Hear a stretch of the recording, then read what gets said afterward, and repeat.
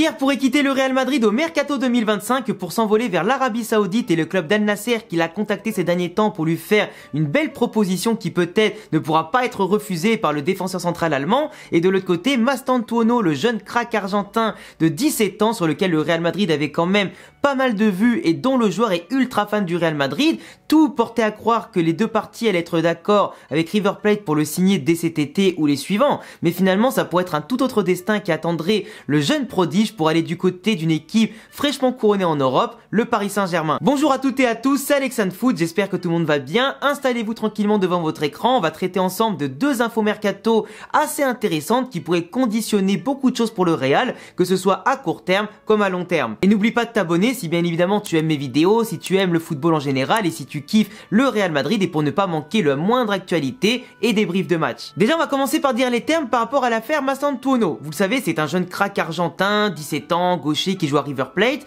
Ça fait déjà pas mal de temps, depuis ses 15 ans, qu'il fait parler de lui en Argentine. Il a fracassé la porte de l'équipe première au point de devenir incontournable. Et là, sur les 10-15 derniers matchs, notamment en Argentine, le mec a plus fait de matchs en marquant et en faisant des passes D à la suite que des matchs où il a rien fait. Quelqu'un qui s'est vraiment imposé avec un caractère impressionnant, une soif de vaincre impressionnante, avec une qualité technique impressionnante, quelqu'un qui est rapide, qui est à l'aise techniquement, qui offre des caviars en tout temps à ses coéquipiers, qui combine parfaitement peu importe le schéma tactique et qui a déjà une science du placement, les interventions et une intelligence de jeu largement au-dessus de la moyenne. Quelqu'un qui peut dribbler, qui peut percuter, qui a une très belle frappe du pied gauche, qui aide aussi à temporiser le jeu, le réguler, et quelqu'un surtout qui a cette vision et toujours en mouvement. Franchement, quand tu le vois jouer, t'as l'impression qu'il a déjà 25, 26, 27 ans. Une maturité dans le jeu qui en fait un crack générationnel. Je vous l'avais déjà présenté dans une autre vidéo, donc je vais pas vous le représenter ici à tous les niveaux, ça servira à rien. Et je pense que certains d'entre vous le connaissent déjà plutôt pas mal.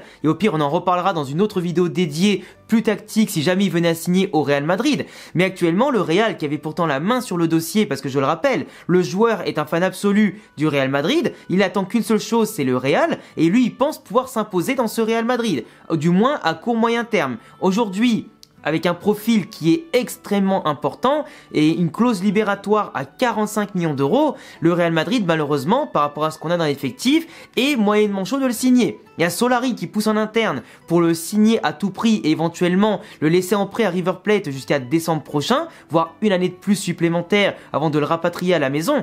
Mais aujourd'hui, le Real considère qu'avec les différents profils qu'on a, comme les Jude, les Valverde, Kama, Tchouaméni, et surtout devant avec Arda Güler et Nico Paz qui va revenir, il considère que si il venait à revenir, ça laissera pas de place pour Nico Paz ou Arda, voire peut-être pour lui-même. Sauf qu'il faut savoir un truc. Mastantuono, c'est un joueur qui est vraiment générationnel, différentiel. Encore une fois, même si le niveau sud-américain, c'est pas la même chose qu'en Europe, il a un caractère et une gestion du ballon et un positionnement qui est vraiment impressionnant. Du moins, une polyvalence qui, pour son âge, franchement, rentrerait totalement au Real Madrid. Évidemment, il faudrait du temps pour qu'il s'impose tout de suite. Il y a toujours une période d'adaptation. Mais sa qualité qu'il a, moi, je vous le dis honnêtement, je pense même qu'il est vraiment meilleur que Arda Güler, sachant que c'est pas du tout les mêmes profils. Je veux dire, Arda Güler, lui, pour qu'il puisse vraiment briller, il faut qu'il soit en numéro 10, derrière un ou deux attaquants. C'est son meilleur poste et ça l'a prouvé 1 milliard de fois. Sur un côté, c'est pas ça, sur un milieu trop reculé, c'est pas ça du tout et c'est pas son poste. Mastantuono, il est capable de jouer milieu offensif derrière l'attaquant, un peu plus bas en tant que relayeur ou même en tant qu'ailier. Il est vraiment très très bon physiquement, dans la vitesse et techniquement. Et aujourd'hui, Mastantuono, c'est vu par beaucoup d'observateurs et vraiment beaucoup de consultants sportifs de haut niveau comme un joueur différentiel. Vous allez dire, mais pourquoi il y a aussi peu de clauses libératoires et pourquoi il y a aussi peu d'équipes entre guillemets qui le veulent? Il a reçu des offres de partout, sauf que lui attend que le Real, et le Real est pas chaud pour, comme je vous l'ai dit, l'embouteillage qu'il y a déjà au sein de l'effectif, le fait évidemment qu'il y a d'autres priorités comme la défense éventuellement, et plutôt un milieu de terrain qui servira à assurer la première relance et la régularisation du jeu comme un Toni Kroos par exemple, avec Angelo Stiller, Zubimendi ou un Rodri à recruter. Mais aujourd'hui, Mastantuono, c'est quand même un joueur qui, à l'avenir, va être un crack mondial. Et pour moi, le Real Madrid se doit de faire ce pari fou, même si c'est pas vraiment un pari fou tellement le gosse il a du talent, de le signer et au pire de le laisser en prêt là-bas encore un an et demi avant de le rapatrier. Moi ce qui me rend dingue, c'est qu'on a quand même mis à l'époque je ne sais combien de millions sur Vinicius, sur Rodrigo et sur Endrick, même si sur Vinicius ça a bien marché, sur Rodrigo, même s'il a beaucoup apporté par moment, c'est quand même pas la régularité au top du top et pas aussi brillant qu'on l'aurait espéré de base, et Endrick, ben on le voit, c'est clairement pour l'instant un flop.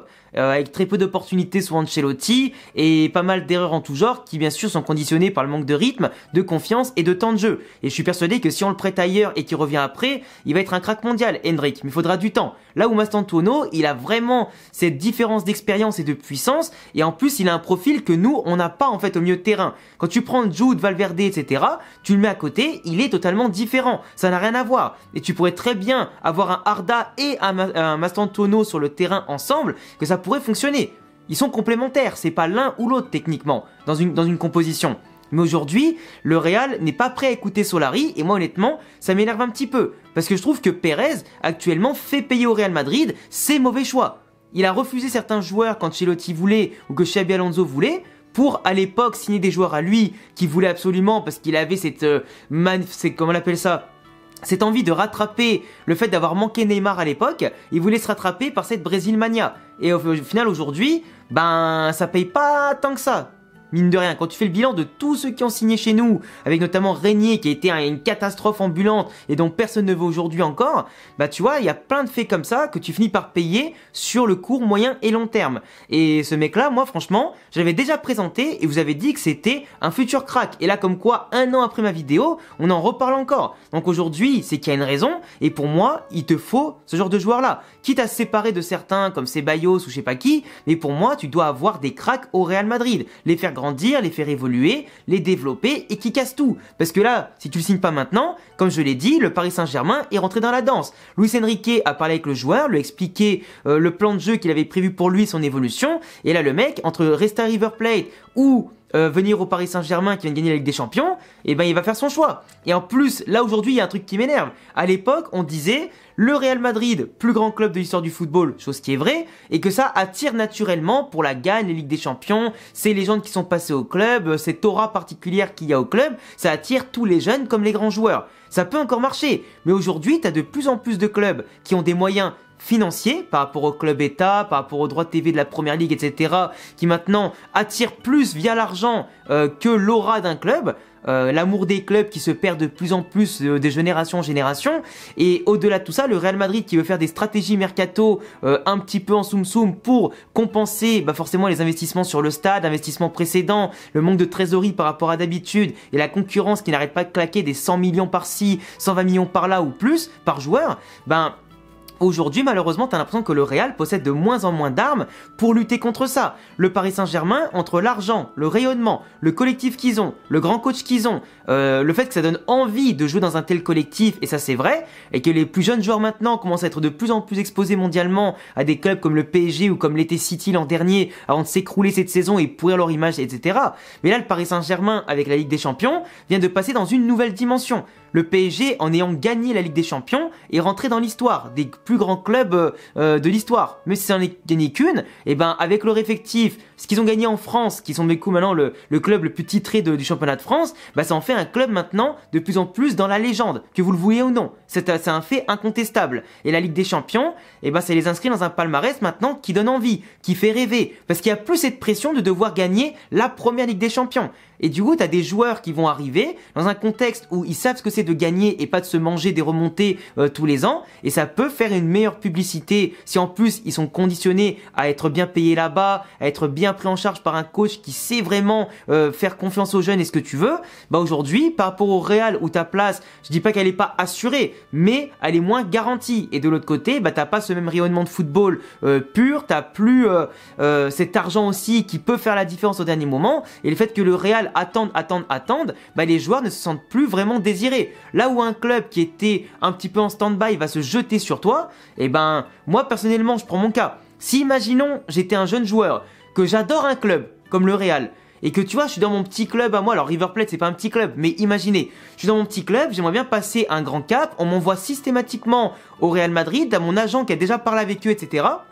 Et malgré mon talent, ils me disent faut que t'attendes, faut que t'attendes, faut que t'attendes, faut que t'attendes. Mais dans la vie, tu sais pas ce qui peut t'attendre. Des fois, tu vas te faire les ligaments croisés demain. Des fois, la prochaine saison, toi-même, tu vas être nul. Et dans ce cas, le club, il va plus jamais te prendre. Tu peux avoir une blessure qui va t'handicaper. Tu vas avoir du mal à retrouver ton niveau. Du coup, entre-temps, ils vont signer quelqu'un d'autre à ta place. Moi, je suis désolé, sachant que l'avenir est incertain, qu'une carrière en soi c'est quand même courte, bien que tu gagnes des millions d'euros, bah j'irai dans une équipe qui me veut vraiment, qui me fera pas attendre, qui me fera pas des discours et qui simplement passera à l'action. C'est comme dans la vie, faut s'entourer de gens qui passent à l'action. Les blabla des copains, les blabla des copines, ça sert à rien. Nous ce qu'on veut c'est des gens concrets qui te font plus d'action que de blabla, qui te promettent pas des choses en l'air, tu vois. Et ben moi honnêtement, même si j'aime énormément le Real comme vous le savez, si j'étais un joueur plus ou moins professionnel qui attendrait une offre, s'il y a un grand club qui m'offre un bon salaire, qui m'offre surtout une place dans son, qu'on appelle ça, projet sportif, et qui me permettrait à moi de grandir, exploser au plus haut niveau, pourquoi pas par la suite découvrir la sélection, etc., bah j'irai là-bas et peut-être que plus tard le Real Madrid me voudra si je fais des belles prestations. Et là, il faut savoir aujourd'hui que c'est le type de mentalité qu'ont les jeunes joueurs en ce moment. Et ça, faut pas l'oublier. Donc le Real qui prendrait pas Mastantuono, honnêtement, ça me ferait vraiment chier. Parce qu'en plus, s'il va au Paris Saint-Germain, là, t'es sûr que le Real pourra jamais l'avoir. Après, est-ce qu'il réussira au Paris Saint-Germain ? Peut-être, peut-être pas, on sait pas. Mais moi je pense qu'avec le système de Luis Enrique et les joueurs qu'il y a autour, il a tout là-bas pour exploser. Genre vraiment, s'aguerrir, comprendre ce que c'est le niveau européen, et après nous on va regretter. Et le jour où on le voudra, faudra payer 150 millions.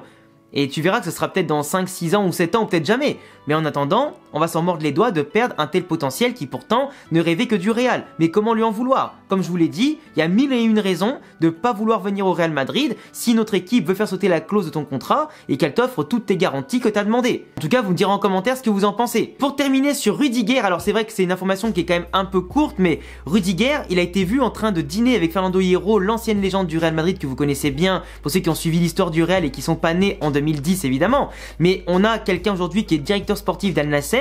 Al Nasser qui vient de perdre Cristiano Ronaldo, même s'il y a encore des négociations en cours pour prolonger son contrat. Mais comme ils ont plus de Ligue des Champions asiatique via le championnat, etc., c'est très compliqué. Il va sûrement aller à Al Hilal ou pourquoi pas retourner au Sporting ou aller en MLS. On sait pas où est-ce qu'il peut finir, mais il peut finir absolument partout. Cristiano pour une dernière pige avec le mondial et éventuellement sa retraite, qu'il atteigne les 1000 buts ou pas bien sûr en carrière. Mais Rudiger a eu un contrat sur la table. Il y a eu son agent qui en a parlé avec Al Nasser, ils en ont sûrement discuté durant le dîner, etc. Et forcément, Rudiger y pense, parce que Rudiger prend de l'âge. Un dernier gros contrat, surtout venant d'Arabie Saoudite, pour 2-3 ans, ça se refuse pas. Un contrat que pourra pas lui offrir le Real Madrid éternellement. En plus, il vient de se faire opérer du genou, donc tu sais pas peut-être qu'il va rechuter, etc. Et Rudiger, il a déjà tout gagné au Real. Donc même s'il en a encore besoin, pourquoi pas du Real Madrid pour encore plus briller, rentrer dans la légende du club un peu plus, que le Real en a besoin, parce que faut bien encadrer Echen, Asensio, il y aura peut-être une défense à 3 dans le nouveau système de Xabi, peut-être qu'on sera 4-2, mais n'empêche qu'un Rudiger c'est un peu l'assurance tout risque aujourd'hui, quand il est à bon niveau évidemment et loin des pépins physiques. Mais il faut savoir que Rudiger aujourd'hui priorise le Real Madrid. Évidemment que si il doit faire un choix, c'est rester au Real Madrid en priorité, pas partir en Arabie Saoudite, car comme je l'ai dit, il est encore loin d'être finito. Il va bien revenir de sa blessure, il va reprendre du rythme, c'est une bête de travail, c'est une bête physique, et pour moi quand il va être là avec Alonso, ça va être incroyable. Défense à 2 avec Echen ou Asensio, ou dans une défense à 3 avec les deux, c'est quand même plus rassurant de l'avoir lui aussi, tu vois, parce que Militao et Alaba, on sait pas dans quel état ils vont être là l'année prochaine ou s'ils vont rester tous les deux. Mais si Rudiger doit partir, pour son choix personnel, parce que le Real Madrid a dit qu'il respecterait le choix de Rudiger, bah ça veut dire qu'il faudra chercher un autre central. Et là le Real Madrid, je suis persuadé qu'avec le salaire économisé de Rudiger et le transfert pour l'Arabie Saoudite, bah honnêtement qu'ils iront carrément sur Konaté. Le Liverpool à 1 an de la fin de son contrat, ils vont pas faire les cons comme avec Arnold. Ils ont refusé les 40 millions du Real au mercato d'hiver. Là pour Konaté à 1 an de la fin du contrat, ça sera peut-être pareil, 40-50 millions, mais le Real Madrid les mettra sûrement. Parce que honnêtement, là tu perds un Rudiger, faudra quelqu'un de très costaud derrière aussi, pour assurer de l'expérience, de la solidité, et simplement un banc de qualité, pour jouer sur tous les tableaux. Là t'auras pas le choix, même si tu comptes sur Joan Martinez, qui va être plutôt testé avec le Castilla cet été et durant la saison prochaine, et qui pourra intégrer le groupe pro de temps en temps, et peut-être d'autres jeunes aussi, hein. Mais aujourd'hui, tu as besoin quand même de cette sécurité, cette sérénité, tu vois. Donc Rudiger à Al Nassr, honnêtement, j'y crois pas. C'est des rumeurs, etc., des tractations qui seront peut-être plutôt pour après la Coupe du Monde 2026. Mais je suis persuadé qu'actuellement, Rudiger va au moins faire une dernière saison et partir en Arabie Saoudite après la Coupe du Monde 2026. Et je suis certain que ça va se passer comme ça. En plus, l'année prochaine, on pourra éventuellement parler encore du futur transfert de Saliba, par exemple. Tu vois, il y a plein de cas comme ça. Et le remplacement pourra se faire de manière plus évidente, logique et intéressante dans ces conditions. Voilà les amis, c'est tout pour cette vidéo sur Mastantuono et Rudiger. Dis-moi ce que tu as pensé de ces deux sujets en commentaire. Et puis on se retrouve très vite pour 2 prochaines vidéos. Je te laisse t'abonner, cocher la cloche et mettre un petit pouce bleu. Et à très vite pour d'autres vidéos. Ciao!